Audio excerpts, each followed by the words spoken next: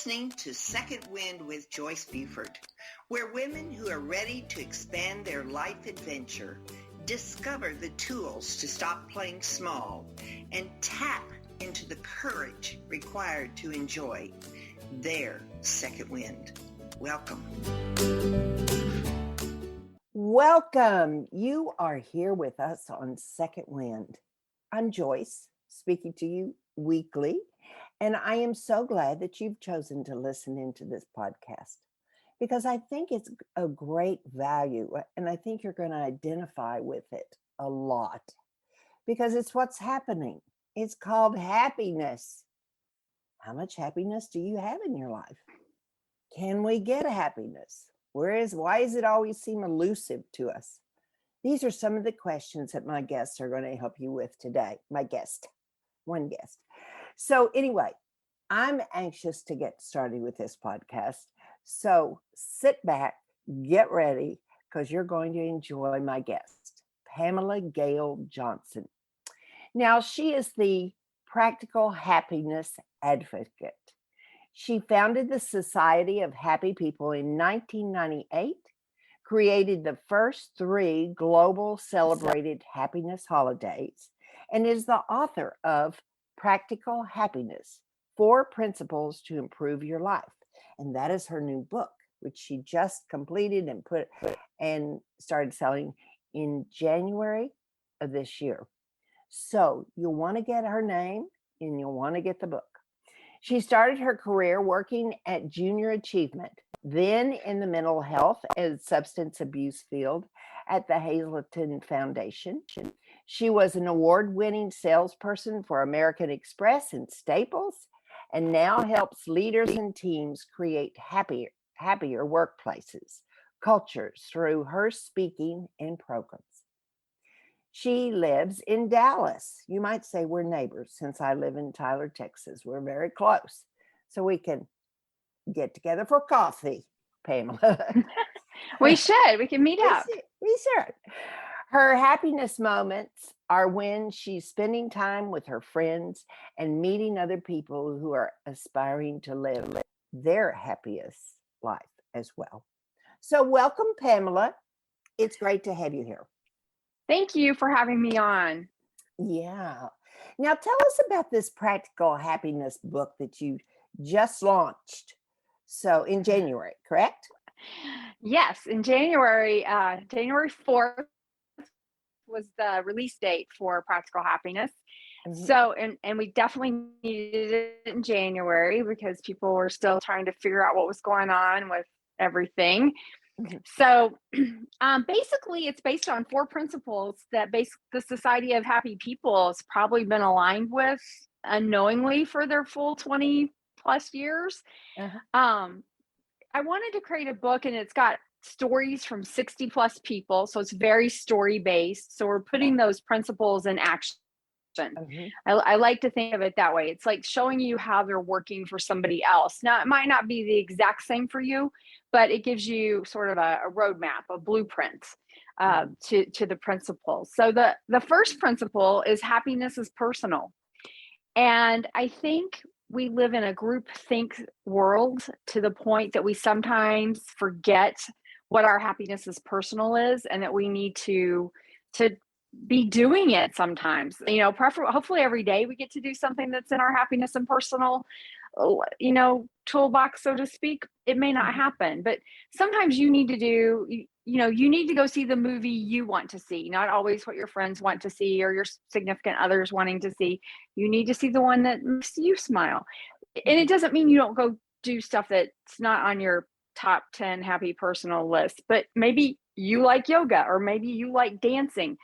Whatever that is, we need to make sure it's part of our life at some level. So that's the principle number 1. Happiness is personal, and remembering what yours is. Mm-hmm. Principle 2 is happiness zappers are measurable.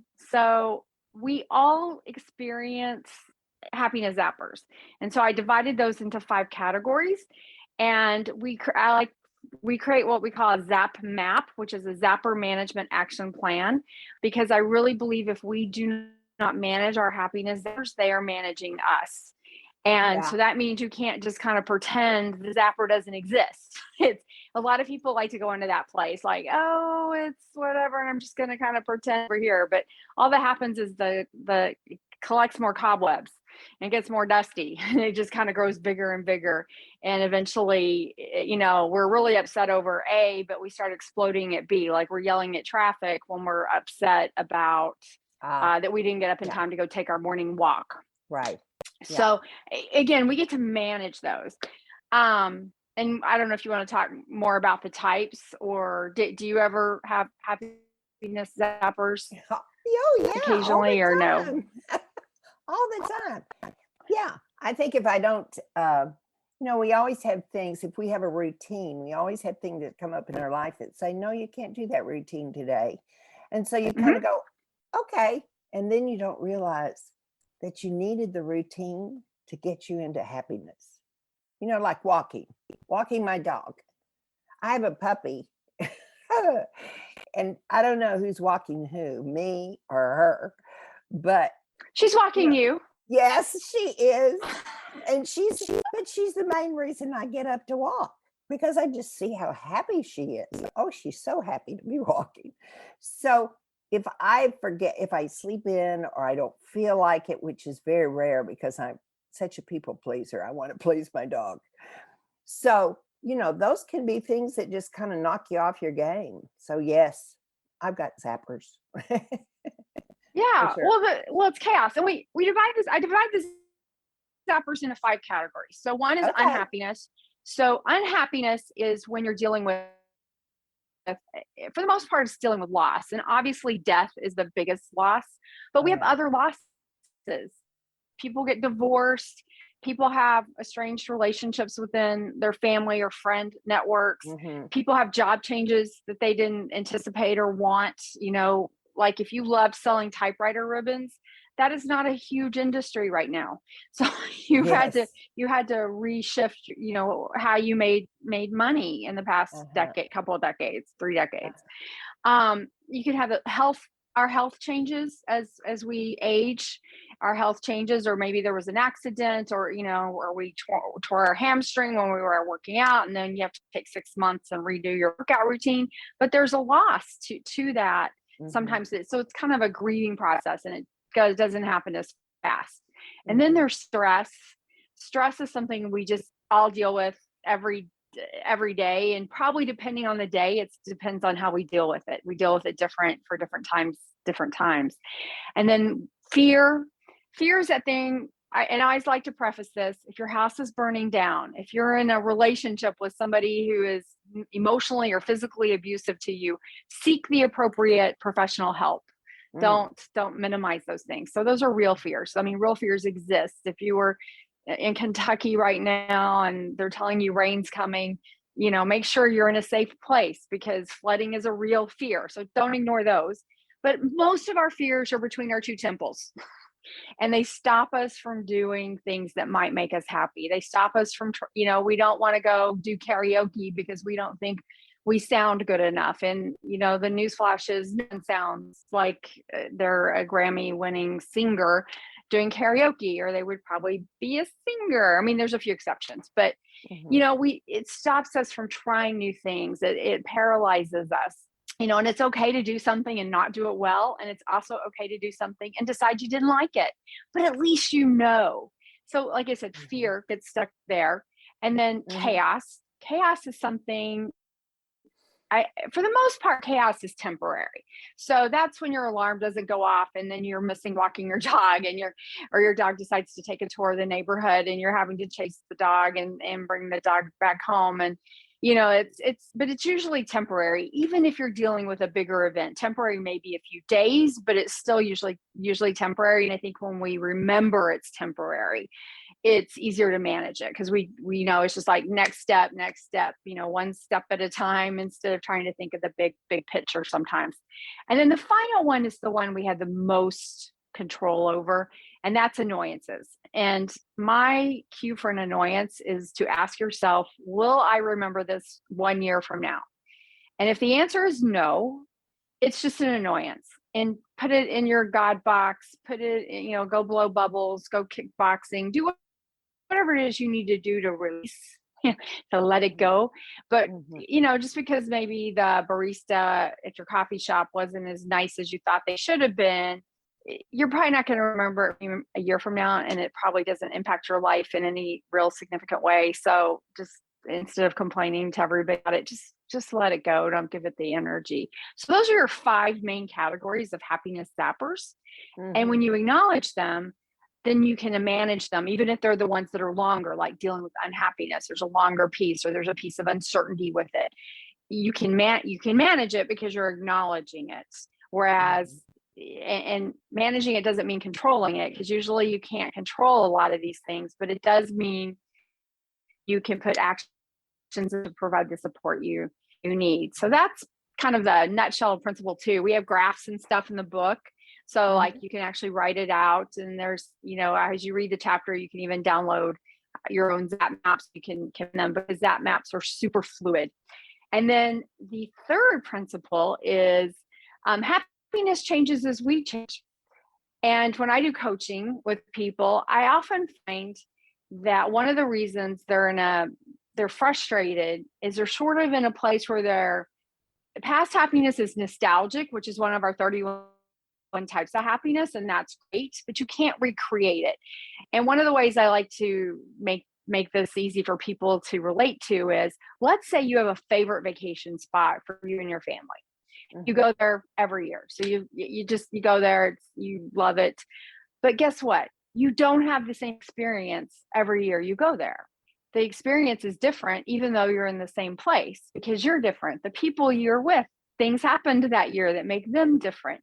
It's a different experience. So probably if I said rate 10 years of them, some years you're going to have loved it a little more than you did other years, because you have different experiences. And our happiness changes, again, as we change. And so I think that's, and a lot of things go into that. When we're 4, we liked finger painting. Unless we're an artist when we're 24, that is probably not our idea of like, oh, yay, what do you want to do today? Let's do some finger painting. But like I said, a 4-year-old's painting the walls. They're having a blast when they're doing it. We change. And then the 4th principle, which is the theme of Happiness Happens Month, which is this August, which is August every year, but this year it's happiness is bigger than you think. And early on in the society, because I wanted people to recognize more of the happiness that was already happening in their life, that just is already there. You're not having to go create it. You're just having to notice it. Because I think we minimize, we take for granted, we don't value it, what happiness is. So we have 31 types of happiness. So we're doing interviews every day on the Happiness Happens Month podcast. And it's my first foray into this world, about each of the 31 types of happiness. So we're kind of mimicking the book. It's not the people I interviewed in the book, but we're having people share stories about the different types of happiness and for them in their life. And again, it might be different for you. But it gives you sort of a place to start. So that's kind of the summary of the book. Probably more than you wanted. Well, so you've started a podcast. Is that what you're saying? You're very new to podcasting? For Happiness Happens Month, we're doing the Happiness Happens Month podcast. So we're doing one for each of the 31 types of happiness. I have no idea if we'll go past Happiness Happens Month, or maybe we'll just do it every year for Happiness Happens Month. It will be a yearly little short, burst of happiness for you. Yeah. Well, I'm curious as to how people are dealing with the stress that we have in our country right now. We seem to really be pushing the envelope with all the things going on in our politics, all the things going on in our country, all the, the inflation, all of this. So do you find that we are connected with our happiness as to things that we really have no control over? So how do we handle those in our daily lives? That's one of the questions we ask in our ZAP map. Is it a situation that's controllable, uncontrollable, or a bit of both? Gallup just had a poll that came out in the past couple of weeks that said that Americans are more angry, frustrated, anxious than they have been in a decade of their polling. Right. And even prior to the pandemic, there was a study that Gallup was part of too that showed that we were unhappier than we had been in the past 50 years. So prior to even the pandemic, our unhappiness was sort of on an uptick. I think the headline was, despite the robust economy, our unhappiness is increasing. And that's because an economy doesn't always make for happiness, even though the American advertiser would like to believe that. It's maybe a piece of a pie, but because obviously you want to have your needs met, but it's not the whole piece of the pie. So I think this is a problem that's been trending for a long time. And then I think we've had things in the past few years, everything from like I said, it was already started, but then we had the pandemic. We're still dancing with a piece of the pandemic. We've got political unrest, a lot of different ideologies about what's going on. Now we've added in inflation because we're sort of in I think the inflation piece that in some ways, I think it's being overhyped in the sense of, yes, it's painful on the pocketbook without question, but we're in a supply chain issue situation like we've probably never been in because of the pandemic. And so what the solutions are I don't know that anybody has the crystal ball that says, here's the solutions, because it's a new experience. And our employment numbers, are going up. So it's difficult. So I think but it does add stress, when I'm going to, buy something at the grocery store and I'm like, this used to be $2 or $3 and now it's $5 or $6. You're like, okay, wow, that means I'm not buying something else. It means I'm not, and maybe that's something else my kids needed, or maybe it's something I needed, and that's a stressor. So that is real. I think for at least the next little while, if we can also kind of marry the stress and the chaos happiness appers types and recognize that it's probably a little temporary. So what can we do in the middle? Can we clip coupons? Can we get, I think I have Gas Buddy or something. Can we get Gas Buddy? Can we, what is it we need to do to just kind of get through this circle? Because we will get through it. We always do. It just, that's sort of the circle of life. The political divides and stuff, I think, are a little more challenging. So I think our best solutions on some of those is we just know who we can't have conversations with. Or this was actually a few years back, but I looked at someone once and I said, here's the scoop. I'm a new junkie. I am happy to have a debate with you on any topic you want to, but we have to base that debate based on the same book we read, the same article we read, or the same show we watched. And then we can debate away. But so that we're at least debating within the same foundation of what we've read or what we've done, so that we're bringing the same we're bringing the same background to the table. Versus this, because we've moved to just this world that people just pull, and it happens on every side. People pull random stuff out of the air that is sometimes it's not, sometimes it's opinion, sometimes it's you're like, oh, okay, well, I've seen monkeys fly too. In the movies, I think they were flying in Wizard of Oz. Does that make that factual? Because I did see it on TV. Right. Like I said, we live in a real world. So it's okay to have boundaries, is I think what I'm saying. That's one of our practical happiness principles, is it is okay to have boundaries and to say these topics are off limits, or if we are talking about them, here's the boundary of what that talking point is. And so that goes, for many things, because, I saw a post from one of my friends that was, almost came across as this very pro-Russian type post. And I was like, there was a time that like, that was like an agreeable point that was a fee, so to speak. Like, yes, they're in the global market, they're in the global world. You have to deal with them. But that doesn't mean that they're like our best friend either. Right. There's somebody that you kind of watch. And I'm like, now I'm reposting that. You even know that's how your post comes across. So we're in a different world. We're in a different world, and we just sort of have flexible and pivot with it. Patricia, what would you suggest to help somebody that's getting stressed over a comment, or they've watched YouTube one time too many and they need to get off of that, most of the news that's on there?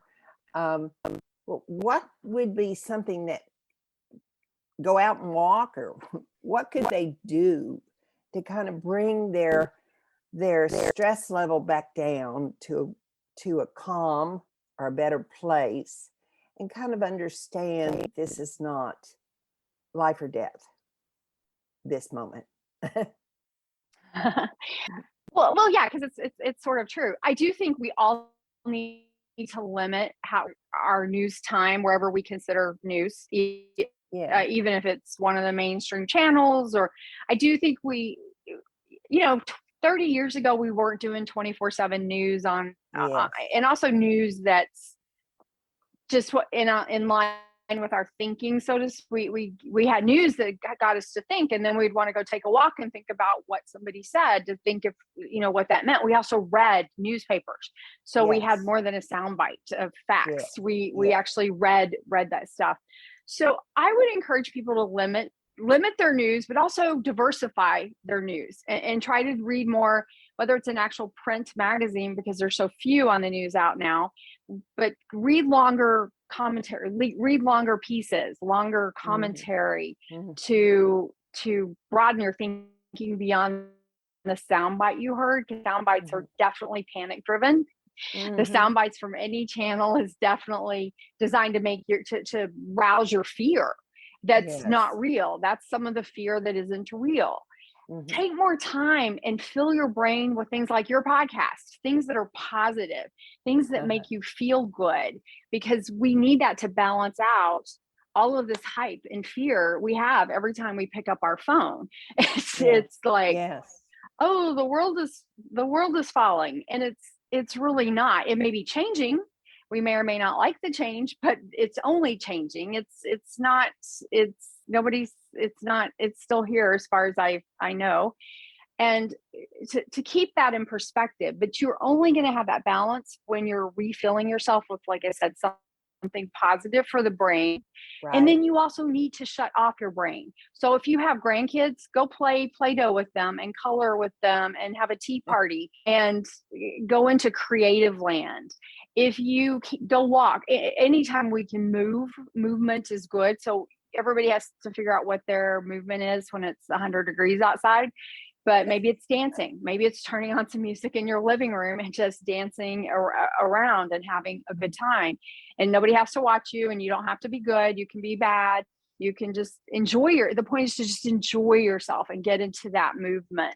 Sometimes it's just sitting in silence, and people are uncomfortable with that. But sometimes just sit in silence or just listen to music.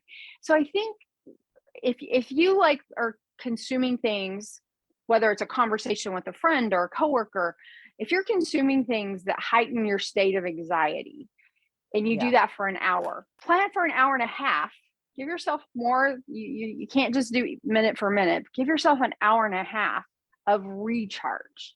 And everybody's recharge is personal, and everybody's recharge is a little different, but figure out what that recharge is for you, and go with it. Like I said, if you're around little kids, that's one of the greatest rechargers, because their imagination is big, and you're going to be talking about things that are just, cute and silly, and get their perspective, on my flower's yellow.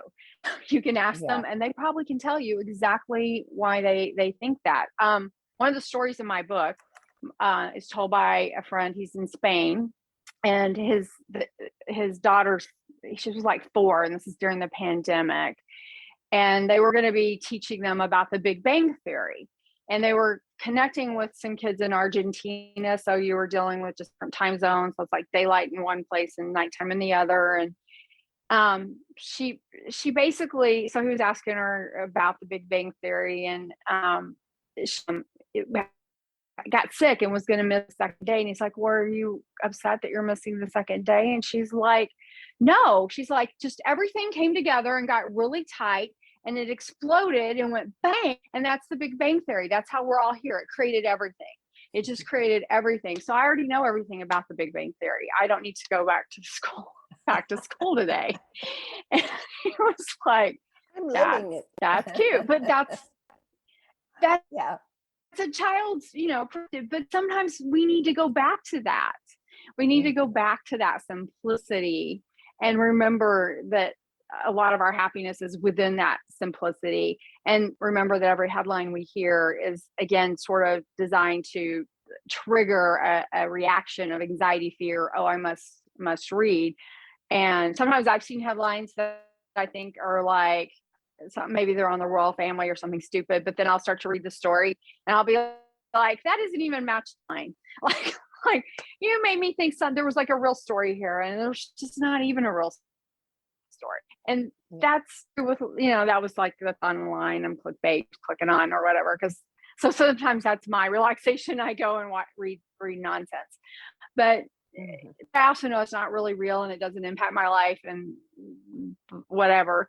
So I think we just all have to, I think Yahoo News today had like Serena Williams retiring, and that's great, but is that really headline breaking news? Like, short of her for her fans, not really, or I guess if you're a fan, disagree. I can see it being on a sports page, like Sports Illustrated being a big, or ESPN, big story, but for like the whole world, is it a really big story? Not really. So it's a minimum story. And I think we've lost perspective in that because of the way it's presented to us, like 24/7, like, hey, I'm giving you the headline and this is what you're supposed to be like all rustled up over. Yeah. It's just not true. Like I said, find some great tea, like I said, and also look around at your friends. We become the collective sum of the 6 people we spend time with. And I think the reality is a lot of people need to expand. I'm not saying get rid of people, but I'm saying add some positive spice to your life. Yeah. I think that's it's a bigger point than I used to think it was. And my life is in transition, that a lot of my friends are going off to live closer to families and things like that, or they have developed an illness that's now not the same person that was your friend before. And it's kind of a loss that we're experiencing, but it's also something that we need to realize it's just life. It's where we are in our life transitions. And so though there are those things, but then there's also the friend that you've had since high school, and you continue to stay with her and you're not quite sure because she's really not happy. And she's affecting your world. So I think that is such a big part of what we need to do, because we get a lot of our emotional nurturing through our relationships. And sometimes they really do need an update. Well, yeah. Harvard did a study that's probably 70 years old now. So some of those people are still participating in it because they started when Harvard was only men.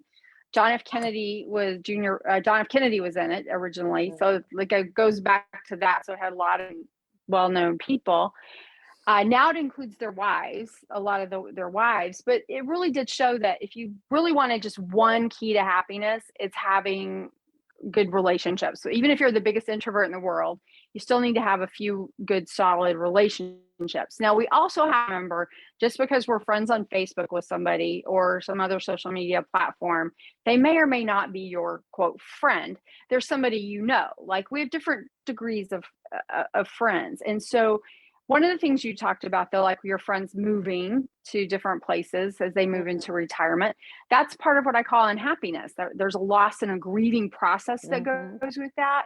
And if you don't own it for the grieving process it is, then we're not managing it. It's managing us, which when we grieve, we also have permission some days to cry. I really didn't want this to change, but yes, it is changing, but it's okay to miss that it's changing. And eventually those memories become nostalgic memories that can make you smile again. Right. But you have to get through that little uncomfortable part. Health issues are, again, something that causes unhappiness, not just for the person who has them, but for the people who loved them, because they can change personalities. They can change how people, interact, and they can limit what people can do. So all of those things are part of. It's important to manage them, but I also think it's always important. Yes, it's important to have that friend from high school or whatever, and hopefully that just is like a valley up and down. And as a wise person once told me, all relationships have a beginning, a middle, and an end, and it's always wise to know what stage you're in. But I also think, for me personally, I add sometimes they have a pause. So sometimes we have to take a pause from somebody because it's either we just don't have the gift for them because we're depleted for whatever reason, or they're just in a space we don't agree with and we're not aligned. It's okay to have a pause. But it's always important, I think, to bring in new friends. It's one of the reasons I love to travel. You get to meet people in different environments. And I think it's always important to do that because it's what helps us grow. Like, we don't really grow if we only spend the same amount, if we only hang out with the same 6 people all the time. Right. We would never really, really grow because we would just get stagnant. So when we meet new people who think different than us, people have different perspectives, people of different ages, people of the different genders, people of different everything, it's so important to have those relationships. And I know for me, that's probably one of the things. I'm single, and one of the things that COVID really taught me, and I'm an introvert a lot of the time. And so I was like, oh, wow, I really need people. I need conversations. I really need that. And so I try to make a point to have them with just new and not, I certainly keep my friends I've had for years, but I certainly like to add new people into that mix because for me, it's inspirational. And of course I meet people that I'm like, wow, this is a person I can have like a 30-minute conversation with at the bar, and enjoy myself. But then that's it. And that's it. Move on to the next. And that's okay. That's okay too. Some people are just sort of there for a season of maybe one time you met them. Season might be really short, and sometimes the season is long because you make it into the playoffs. But I think that is so important, and especially the older you get. I think it's because it's not as easy, and you have to put more work into it. Right. But I definitely think the older we get, the more we have to say, hey, I'm going to go volunteer, or I'm going to go do something where I meet people. I'm going to be part of a phone line where I'm just checking on people, just doing wellness checks. There's volunteer places to do that. So there's to connect, and with the internet and all that stuff, there's ways for us to connect and build those relationships that can be safe and you can do in most circumstances. Yeah. Tell me, I know you're very involved with the Society of Happy People. And so what is the next step for you in that organization? You speak. Well, I think it's in a line. Pardon? Oh, can you hear me? You do speaking for them as well. Speaking. Yes. Yes. Well, I do speaking to corporations and organizations about how to be happier and how that impacts productivity and employee engagement and keeping people, happy and keeping people happy at work. And because our happiness at work and our happiness at home, they're intertwined. And so we have to and happier people, or like you said, it's, honestly at work, they're just more pleasant. Dealing with happier people, it helps. So I do that.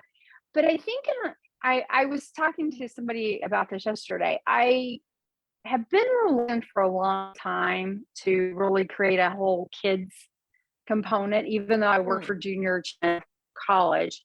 Um, I've been reluctant to that, but I'm really considering, given the whole mental health challenge that we have going on right now, mental and emotional health challenge. Yeah.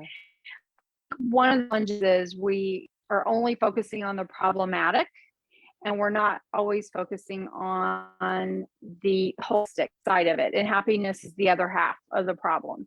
And obviously, some people will be in states that talking to them about happiness isn't going to help. But if we start getting happiness as part of their vocabulary early on, and we start them recognizing every time they're happy and they feel good, that is going to help them just go through their emotional journey and their emotional life, and they create emotionally healthier adults. And so I think it's maybe time to set up a nonprofit to go down that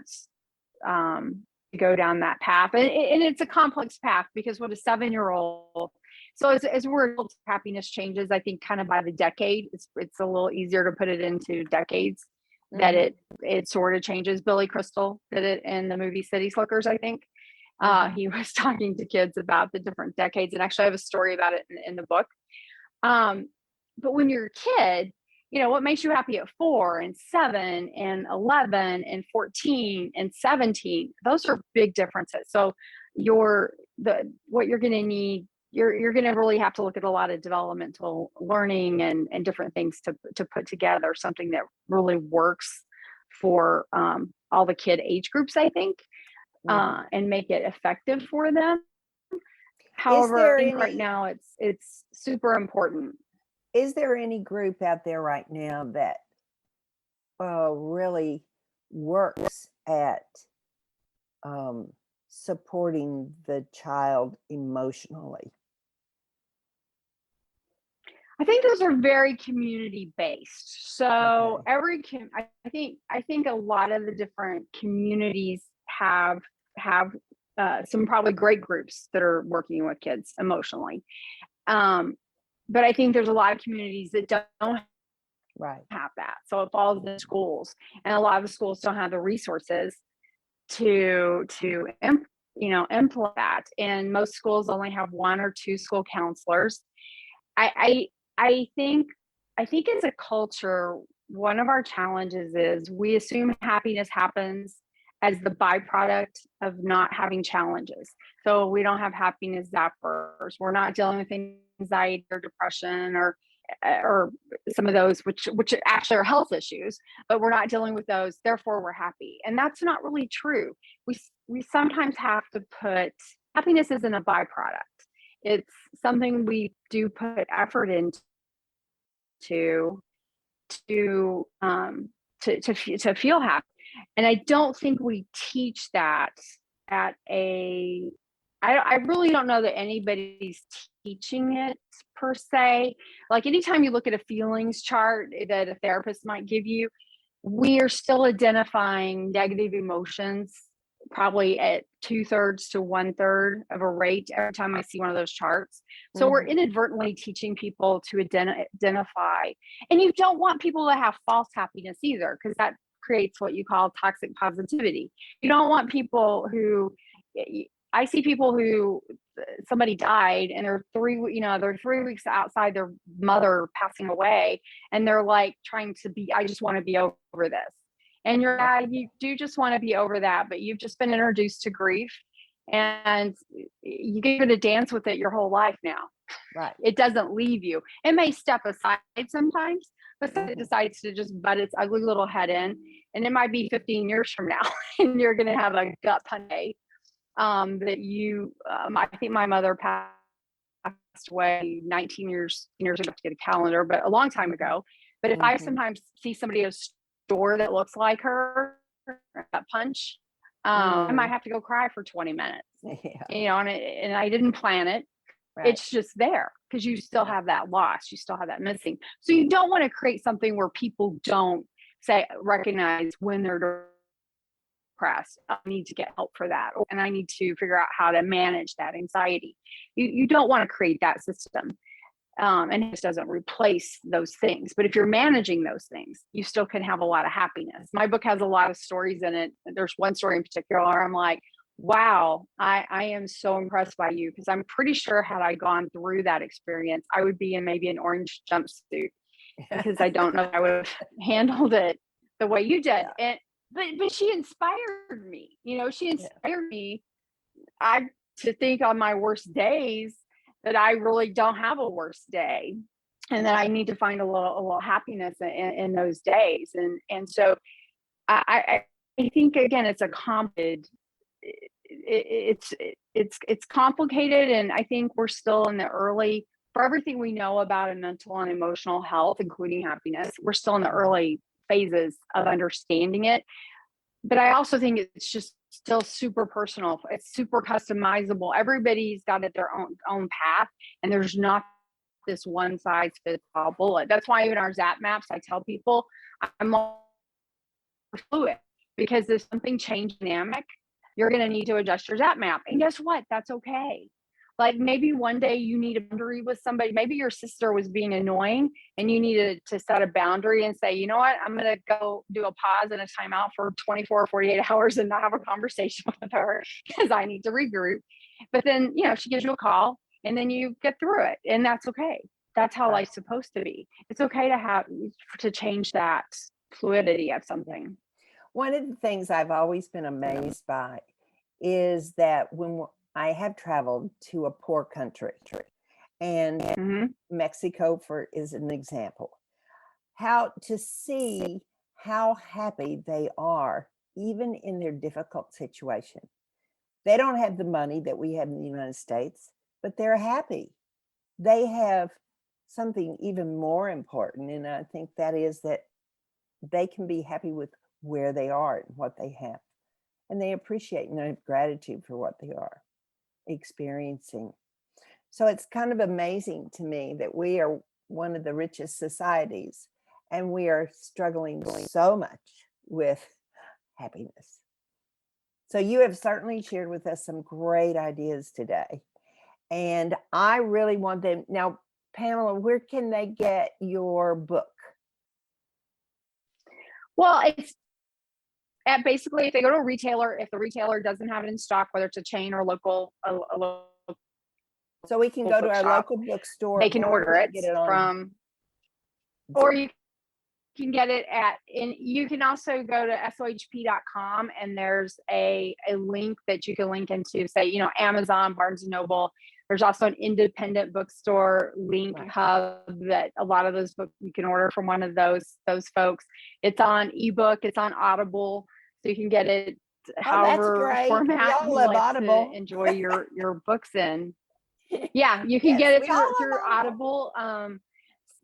So you can get the book and like I said, and I read it. You get to hear me talk more. So I got to read my Audible. And then if you do a review on the book, and there's a place in the book that if you do a review, on Audible or in the e-reader version, I will send you a workbook with all the actual graphs and charts and the workbook elements of the book. Yeah. You can get a copy of the gift. So that sounds good. So the book's, like I said, but the book's easy to get. Yeah. Well, and you can get that too in print. Like you actually see them in print, but if you do a review and you send us a copy of it, you can actually you can get those. That sounds wonderful. Well, we have come to the end of our program, our time, and so I want to thank you very much for providing us with so much knowledge about happiness and where we stand today, and also what we can do to manage our happiness better. So thank you very much for being with us today. It's awesome to have you here. And we're neighbors. Thank you so much for having me. We're neighbors. I know we have to meet up at some point. I think so too.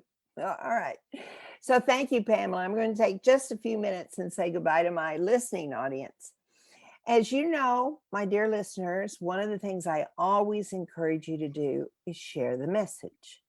So, I bet you could count on one hand people that are dealing with happiness, sadness, grief, all those transitions that we go through in everybody's life.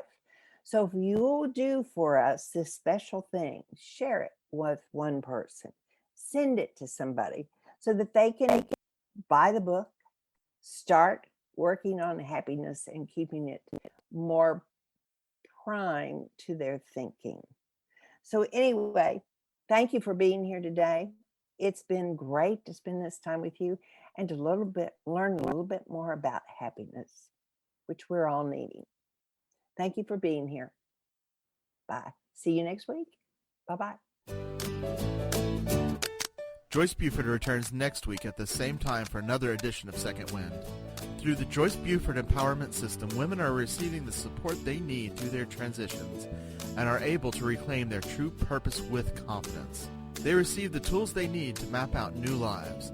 You can find out more about her coaching services at joycebufordempowers.com.